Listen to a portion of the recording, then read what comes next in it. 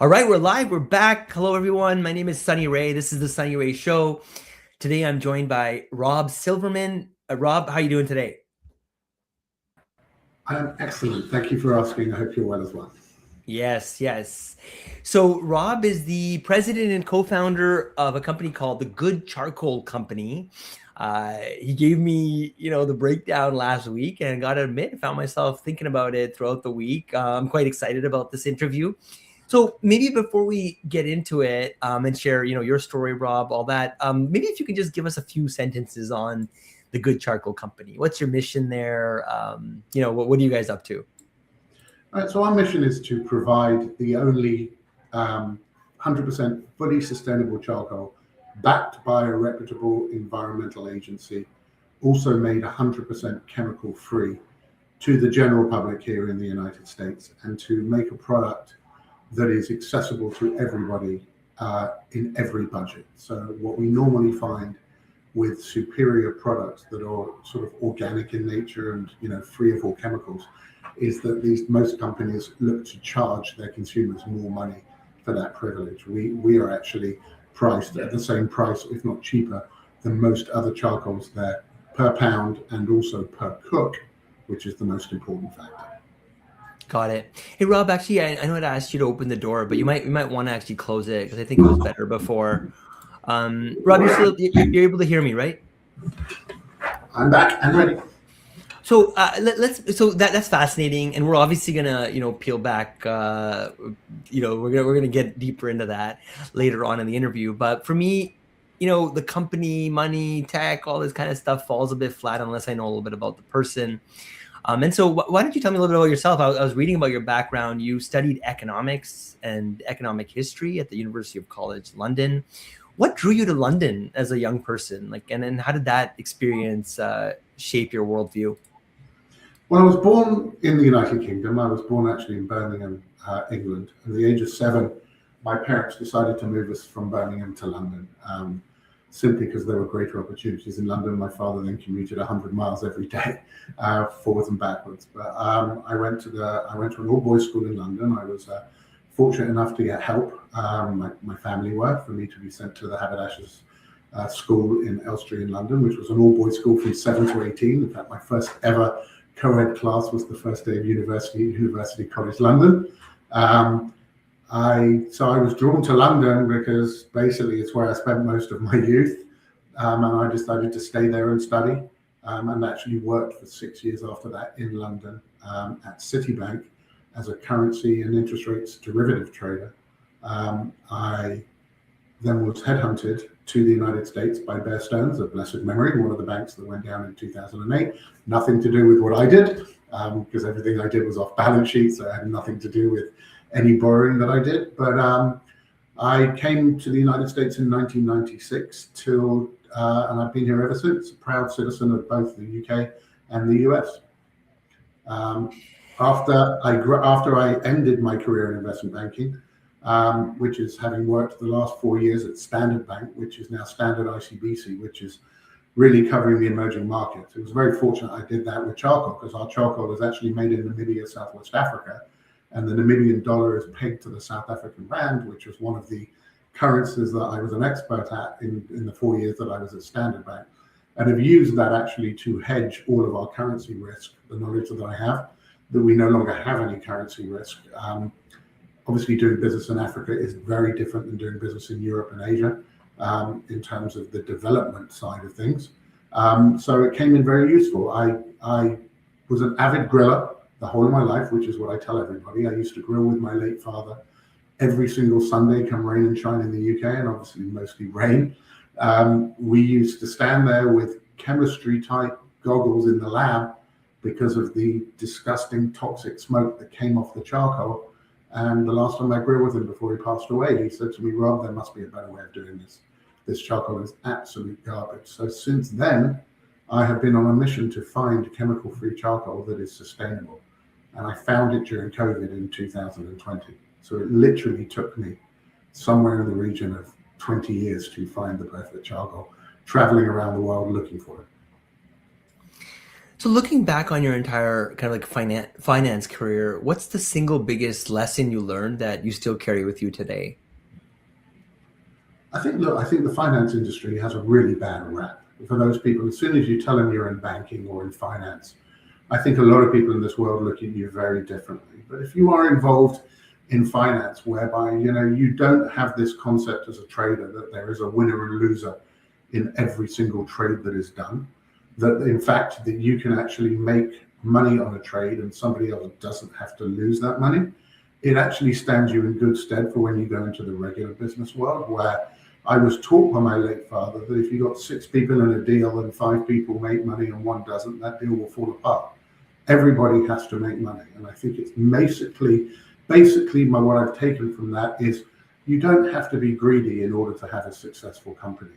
You just have to be pragmatic, be able to make money out of the trade. But if you want to do trades with people again, in terms of supplying a customer with charcoal or looking after your customer, you have to make sure that they also feel as exuberant as you do about doing that trade. So you went from trading derivatives on Wall Street to co-founding a charcoal company. How does a guy like you end up in charcoal? You kind of alluded to it a little bit earlier, but tell us the kind of the deeper story behind that. Well, I'm always on the lookout for opportunities in which there is something that needs to be disrupted. Even in the world of finance, I used to run an arbitrage program in the derivatives world before computers closed that down. I also actually invented with my co-partner at Bear Stearns the first ever cross-asset algorithmic model that traded on its own take profits and stop losses, and that was particularly successful. The movement of interest rates and its effect on currencies, we built that from scratch. So I've always been quite scrappy in terms of finding opportunities in the marketplace when nobody else had thought about it. It's a question of execution of that concept from an idea into reality. In the charcoal market, when I first discovered that there was this opportunity in Namibia that hadn't come to the United States, I did 6 months worth of research into the charcoal market here in the United States and found things like no bag has a handle, so we have a handle. There isn't 100% chemical-free, 100% fully sustainable charcoal in America. The question is why, right? And the real question is, why are people chopping down trees to make charcoal, right? If you don't have to chop down a tree and you can use wood, which is basically wood in Africa, in Namibia, Botswana, and South Africa, is only sustainable because it is bush encroachment that is causing the problem. So we're solving an environmental problem.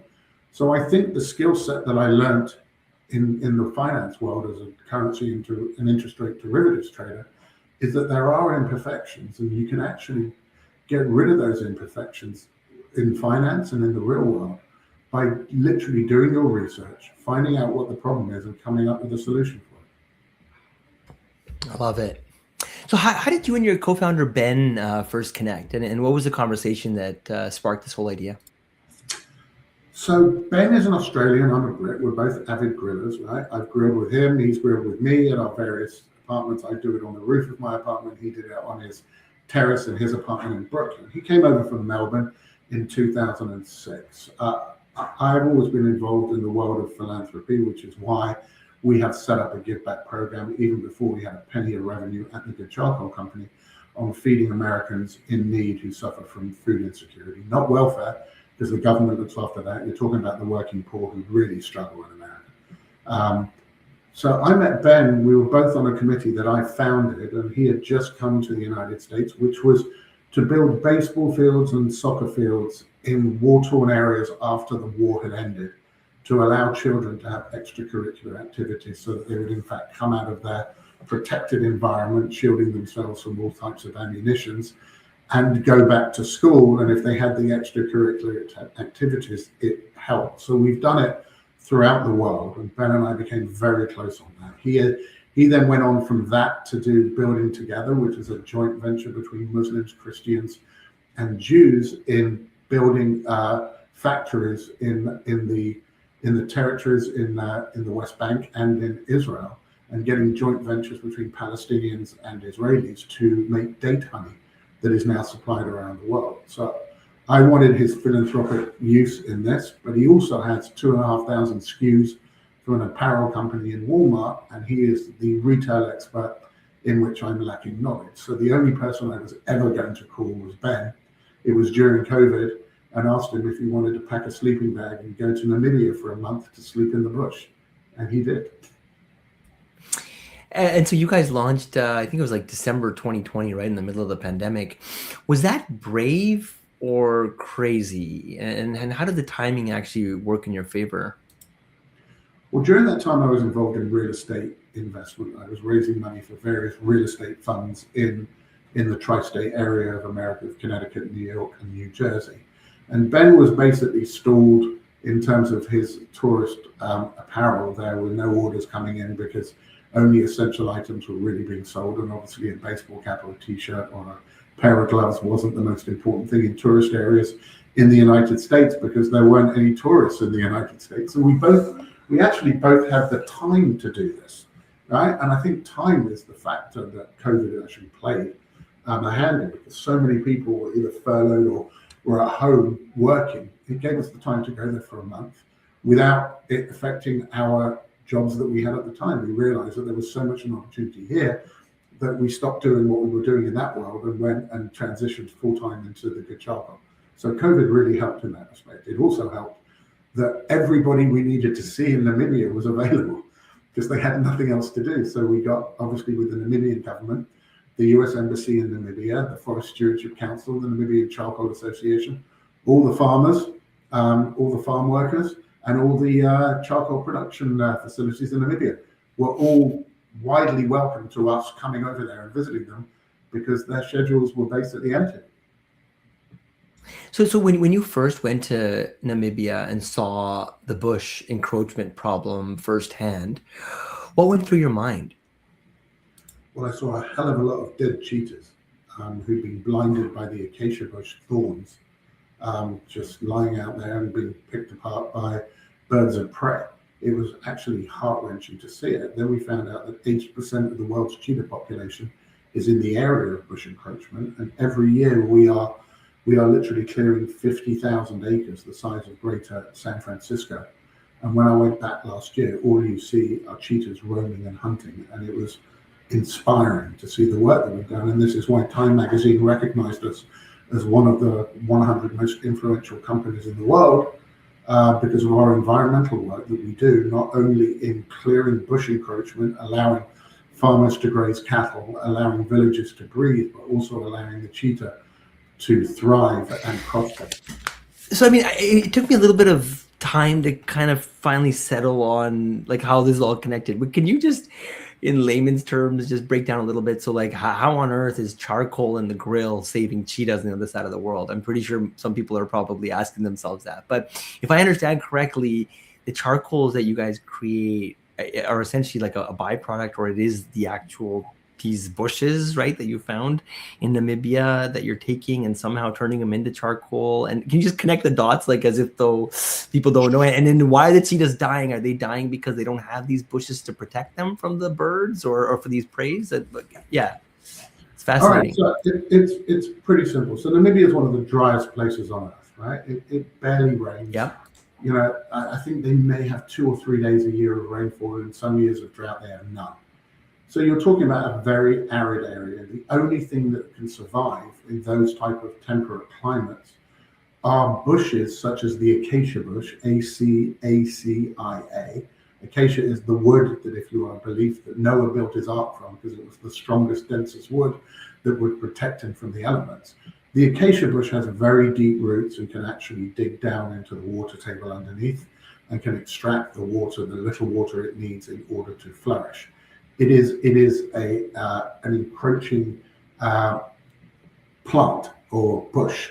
So those are the acacia bushes. The acacia bushes, you're talking about the size, twice the size of the state of Georgia in Namibia, that is overrun by acacia. You're talking 300 million acres. It is insane, the amount of bushes that are there. And normally, you know, cattle can graze, cheetahs can hunt, but they can't do it because of this acacia bush. So we went to the Forest Stewardship Council, who was already there looking out for which bushes could be chopped back, which areas, in order to make charcoal to supply the German, Belgian, and Dutch markets with what I would call private label charcoal. There isn't a single brand in those countries. So that the FSC oversaw, and it was really important to keep trying to chop down this bush. So why the cheetah? The cheetah obviously needs to hunt and needs a runway to hunt. But when it hunts in the thickness of the acacia bushes, there are thorns on the acacia bushes which blind the cheetahs. Now you can imagine a blind cheetah is not a particularly good hunter. And without the ability of the cheetah being able to hunt prey successfully, they die of starvation. So that's why they die. If we clear the area, giving them grasslands again, and they can have a runway, they are, as most people know in schools of both Canada and the US, the cheetah is the fastest land mammal there is. So they do need a runway in order to hunt. And they are successful in hunting because they can outrun in short distances their prey that they're after. And if you think about it, the prey that was there for them was also dying out because of the acacia bush themselves. So we're solving both problems. So we take the bush, we cut it back, we take off the thorns, we take off the leaves, and we take the wood that remains, put them in cauldrons for 72 hours at 250 degrees Celsius, and out comes charcoal. We add nothing else to it. It's just pure wood. It is then put into sacks, taken to the production facilities, where it's sifted, sorted, put into our branded bags, put in containers, shipped over to the United States, and sold here. So for every bag sold, it really does help the cheetah to thrive because of the work that we're doing back in Namibia. Also for every bag sold, because we like to do things on both sides in America and in Africa, you're helping to feed people who need hot meals in order to feed their families in the States. So it works on both ways. Interesting. That's yeah, I'm pretty sure a lot of people, probably didn't connect the dots on that. But that thanks you for taking us through that. So, a lot of people start companies essentially to make money, but you started giving away free barbecue meals before you even had revenue. Why was that so important to you from day one? You touched a little bit on philanthropy, but can you talk a little bit more about that? Sure. So, obviously, Ben and I, we were actually going up to Westchester County to buy our competition's charcoal so that we could test it in Prospect Park in Brooklyn against the good charcoal. And we passed a church food pantry, and I was driving, and Ben goes, "Stop the car." And I stopped, and he said, "Look at these lines."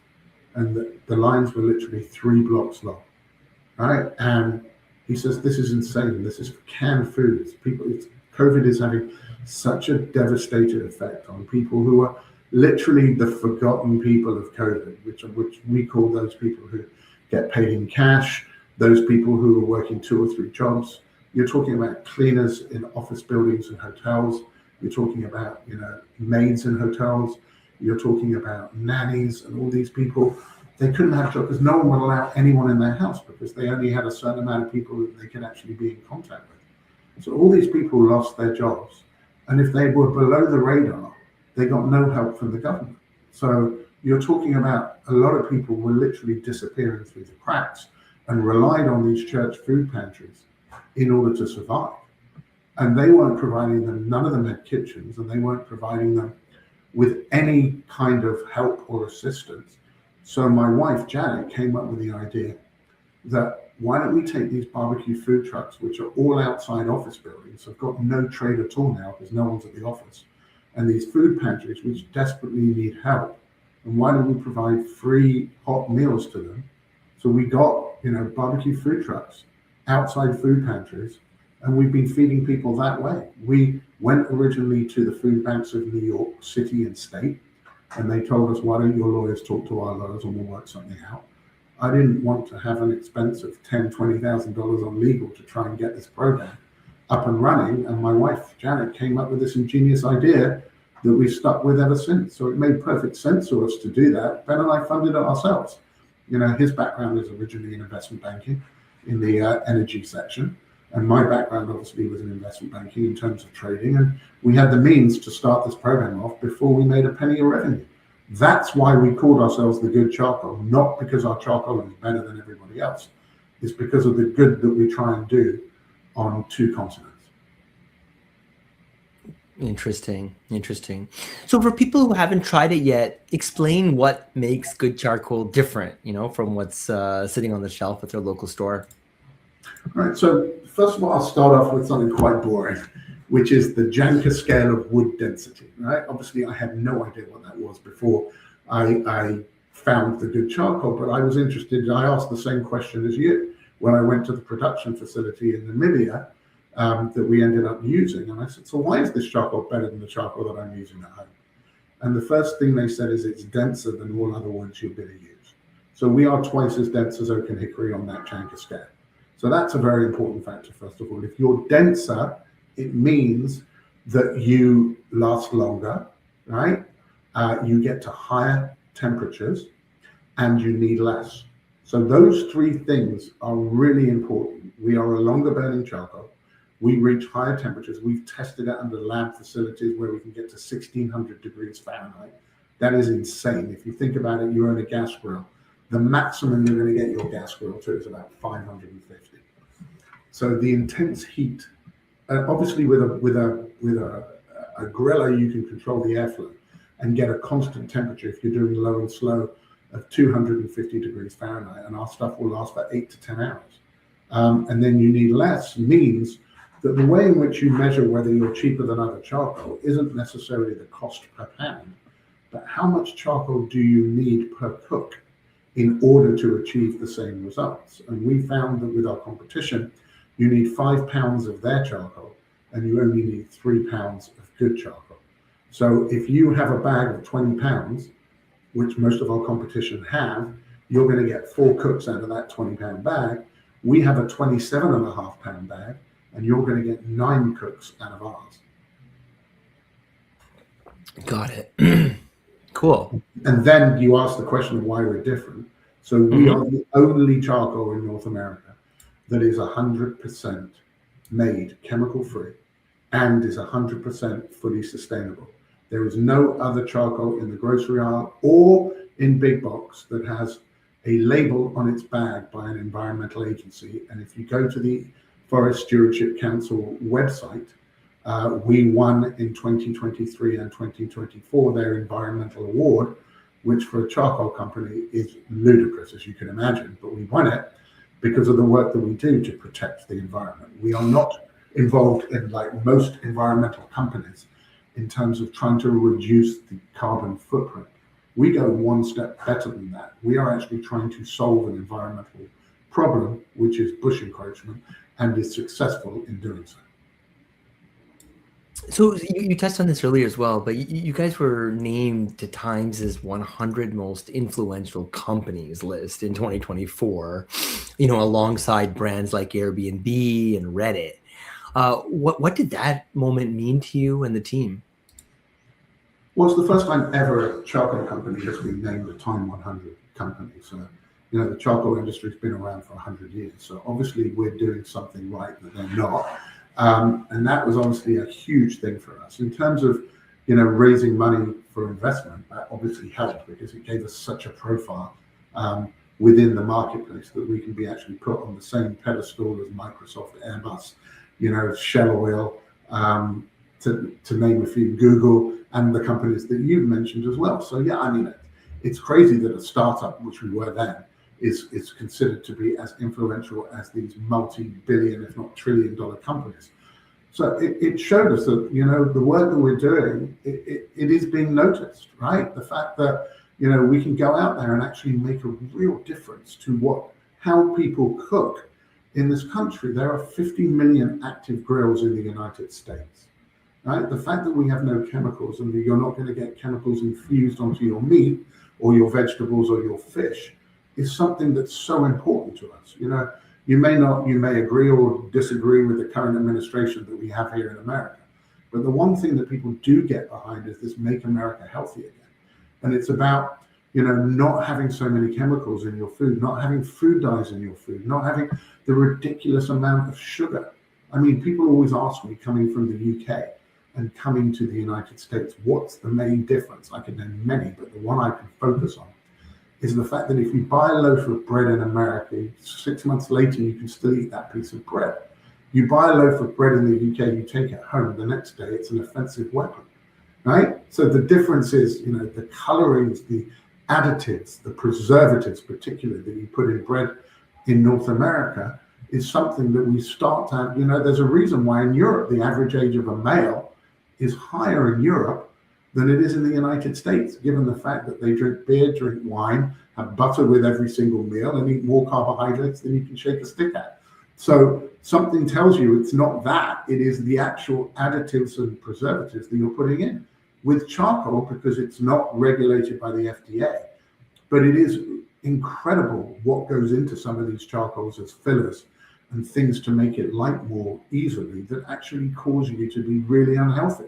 And we didn't want to be a part of that. So we're starting something totally new in the market, which is you can use charcoal and it can be a healthier choice of grilling, even healthier than direct propane. Crazy. So you've restored over 45,000 acres of African grasslands, and you're on track for 300,000. How does making charcoal actually save an ecosystem? I think you touched on the cheetah angle of it, but is there more to this than the cheetah? Yeah, sure. I mean, an acacia bush doesn't emit much carbon dioxide to the Earth's atmosphere, right? If you think about the whole, if you photosynthesis and all of these types of, natural phenomenon that goes on in the world, and Mother Nature can work as it's supposed to, it's really difficult if it's overrun by a bush. So when we restore grasslands, you think about what grasslands does. It means that trees can grow again. It means that you can plant grass seeds, and you can actually, take your cows out and have them graze. And it helps not only in the food cycle for humans, but it also helps in restoring Mother Nature to its natural habitat, which is something that we are really conscious of when we clear this land. We're not clearing it so that acacia bush can grow again. We're clearing it so it can be replaced with grasslands. And you know what grasslands does to the Earth's atmosphere compared to a bush which emits nothing. Yeah, that makes sense. So the Doing Good program has served over 50,000 free hot meals. Tell us about a specific, community moment that really hit you emotionally. So we've done it now in about 18 states, and we are obviously moving, to new states all the time. And we've done various cities in various states. We, obviously in our backyard here in New York is very meaningful to us because, every single member of the Good Charcoal company, every single employee has volunteered and done a free barbecue at least twice a year. And they do that every year. Obviously, my wife goes to most of them, and I go to as many as I possibly can, as does Ben. But what gives us the most pleasure is this. It is about that moment where somebody takes a bite of a hotly prepared meal or sandwich, and we don't do it in a soup kitchen or anywhere like that where your dignity is basically taken away from you. Wherever we go, it seems there are outside tables, so it feels like these families are actually having a meal out in a restaurant that they couldn't naturally afford. It's also, as my wife Janet describes it, when she winds down the window and says, "How many people in your family?" And the answer is my husband and myself, my parents and my 4 children. We give them 8 meals.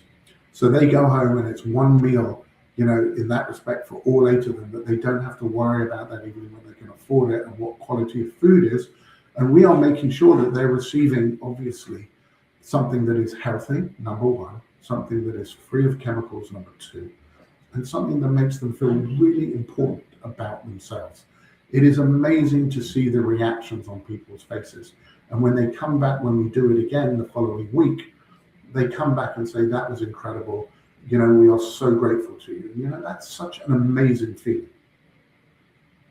Yeah, that's touching. Yeah, good on you for doing that, and I'm glad more humans like you exist. I will tell you this, Sonny. If the whole of corporate America behaved the way that we did, whereby they actually took the time and effort and money to go out and feed people in need, not people on welfare, but as I said, the working poor. And they added a ray of sunshine, to put your name in it. They added a ray of sunshine into their lives. We could solve food insecurity literally within a month, but America chooses not to do that. And more companies are looking at companies like the Good Charcoal and realize that if you want to invest in a company and you want to use a name like Good, you have to be good. I love it. I love it. So you're now in Walmart, Sam's Club, Lowe's, and Target. How do you compete with legacy charcoal brands that have decades of shelf space and marketing budgets? Great question. I mean, so we actually started off, we formed the company at the end of, I think it was the 20th of December, 2020. Imagine during the middle of COVID that you're trying to get the first 50,000 bags over here using a shipping company where you will need something like 20 containers. The customs and excise here in the United States have never heard of you. And you're trying to get these containers onto an MSC or a Maersk or a Lloyd Hapag boat. You've never arranged a container in your life before. You've got to negotiate with the shipping companies. You've got to make sure your product gets to the port, gets out here, right? So we did an event in Bentonville where we were at the 2nd Avenue church, and we did an event with a food truck, a barbecue food truck there, and we did it every week. It's headquartered where Walmart and Sam's Club are, and one of the chief executives of Sam's Club came to the barbecue food truck when he wasn't at this event, and he saw a big round poster of the Good Charcoal, and he said, "Who's the Good Charcoal?" And he goes, "They're feeding people at the 2nd Street Food Pantry every week on a Tuesday, and we actually give out tickets at the food pantry. They then drive the short distance to here, and then they pick up their free meals." He says, "These are 2 guys and a woman from New York, and they're amazing." And the next thing you know, we get an email from the buyer of charcoal from Sam's Club, who wrote to Ben, because he got onto the Hello at the Good Charcoal, and he said, "I'd like to have a call with you." Ben took his call, flew down to Bentonville during COVID with Janet, the 2 of them, my wife, and pitched the Good Charcoal. And on June 28th, 2021, we sold our first bag through the cash register at Sam's Club. They gave us a trial in 5 Sam's Clubs. So we were supposed to sell out in 2 weeks. We sold out in 6 days. They then expanded us to 150. And we had to get that charcoal over here. And then they expanded us after the test in 150, which they purposely put about 100 out of 150 in October, November, December, and January in above the sort of Mason-Dixon line. So you're talking about in very cold places to see if our charcoal would sell all year round. We passed that test, and now we're in every single Sam's Club in the country. So it's how do you get to the shelf? How do you get into Walmart? Well, Walmart and Sam's Club are the same company, obviously. They're owned by the same people, but they do run their businesses separately. But there's a little bit of sibling rivalry there. So we had a big bag, a 27.5 pound bag at Sam's Club because it is a club. And we have a 6 pound bag of our briquettes, not our lump charcoal, but our briquettes in selected Walmarts. We're in about 130 of them right now. A lot of them are in Florida. So how do you do it? You have to be tactical, right? So how are you tactical? Number one is, different grocery stores require different size bags. There's no point putting a 27.5 pound bag in United supermarkets because no one's going to be able to drag it out there, and we're not going to be given the shelf space. In a Sam's Club, they'll put a pallet down. So we've got 30 bags on a pallet, and there are always 30 bags out on the floor at Sam's Club. At Walmart, it's shelf. It's not really on a pallet. So we can get 10 of our bags on a shelf at any one time. And they're replenished every week. You have to be realistic of which product would sell, and a lot of it is trial and error. We originally put a 15.4 pound bag in Sam's Club, and Sam's Club goes, "That's great, but we want a bigger bag."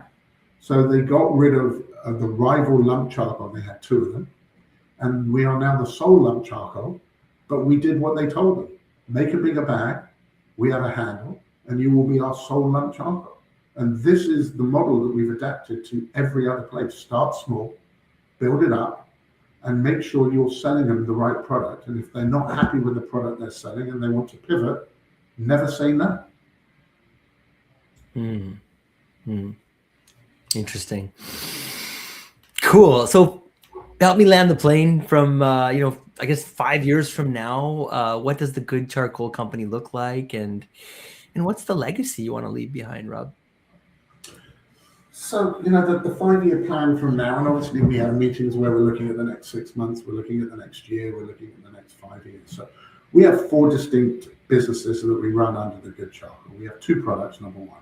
We are primarily a lump charcoal. Now, the difference between lump and briquettes, if you don't know, lump is just the pure wood, and it's all different shapes and sizes, and what I would say is really good grillers use lump charcoal, right? In terms of those people who are more novices who maybe use charcoal once or twice a year, or just decide to throw, an ad hoc barbecue, the briquettes are all the same shape. You know exactly how many briquettes you need for each grill that you're doing. And what differentiates our briquettes from the competition and the legacy, charcoal, is that we only have 3 ingredients in our briquettes, which is ground up acacia wood that falls through the sifting process for our lump charcoal, which is the smaller pieces. That's ground into a powder. We add water, and we add a binder, which is natural cornstarch, which is the edible cornstarch. So we're 100% natural, right? That is important. But we have those 2 distinct products. We are in big box, that's number 1. We are in the grocery aisle, that's number 2. We are in C-stores, testing out in Texas right now at gas stations, which is obviously a very impulsive buy. When you fill up your car with gas, you pick up a 6-pound bag of charcoal, which has a handle. If you're going camping, if you're going to visit your in-laws, if you're on a little journey into a national park where they have grills in there, it's very suitable for that. And the 4th one, which is what I'm spearheading right now, that takes up most of my time, is supplying directly to restaurants who are the super users of charcoal. There are 55,000 restaurants in the United States that use charcoal. If you get 1% of the market, that's about $14 million in revenue a year. That's based on these restaurants using 25 bags a week, every single week, for 52 weeks a year. Don't forget, with a restaurant, unlike your backyard, they're indoors and they can use charcoal all year round. So in 5 years' time, I would love to be able to have 5 to 10% of the restaurant market. I would like to have expanded in the grocery aisle. I would like to be available at every gas station in the United States that sells charcoal. And I would like to be obviously in more of the grocery channels than we're in right now. We're pretty light in some of the states. We're not in Canada where you are, which we'd love to be. We have exclusivity for our product in Canada and Mexico as well.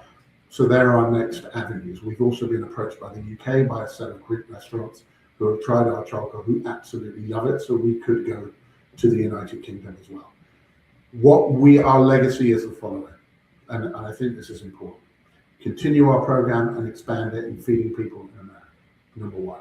2, take more and more people out of the poverty trap in Africa. Right now, Namibia has a population of 1.9 million people. We've taken 12,000 people out of the poverty trap because every person who is employed in a production facility feeds 8 people in their family. That is so important. Number 3 is to make sure that people are aware that cooking with chemicals is a really bad idea, right? You wouldn't subject your young born child or an infant next to a nuclear power plant for them to breathe in that smoke all day long. And similarly, you shouldn't use a charcoal which has got limestone, borax, sodium nitrate in that charcoal and is only in there and sometimes dipped in petroleum to make sure that it lights easier. We light just as easily as the other charcoals without all that rubbish in there. And lastly, I will say is this: we treat everyone who comes to work for the Good Charcoal as if they are family. Everyone who works for us owns equity in the company. As we get more successful, they will get more successful. We are one big family. We meet every week, several times a week. We're a Zoom company. We were born in COVID. And anyone who has any issue, people jump in and help them without even being asked. So we are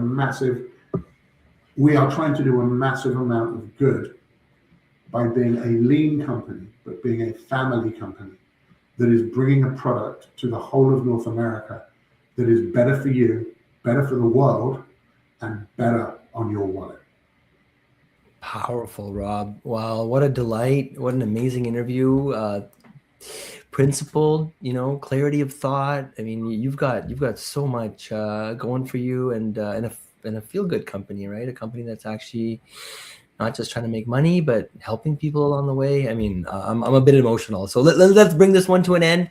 Thank you all for checking in and tuning in. And Rob, hey Rob, if people want to kind of double click on your, train of thought, like do you blog anywhere? Are you mostly on LinkedIn? Where do people tap into your consciousness? I think, look, the one thing we're looking at is, obviously we need to add more restaurants, and we're adding restaurant distributors to get them the product. So my email is rob@thegoodcharcoal.com, right? So it's rob@thegoodcharcoal.com, spelled out one Love word, it.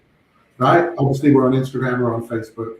We have a news. If you go to thegoodcharcoal.com, you will see that we have a newsletter that you can subscribe to. But to be honest with you, anyone who wants to contact me about anything, email me, put your phone number, I'll call you. I have so many customers calling me all the time. I'm open to anybody who wants to talk about charcoal. It's a bit of an obsession to me now. But also, it's also for people out there. I actually run a mentorship program, which is called Launch to Take Off. I've helped hundreds of graduates leaving university take their first steps into the big world by coaching them and getting them interviews with all the companies that I'm associated with.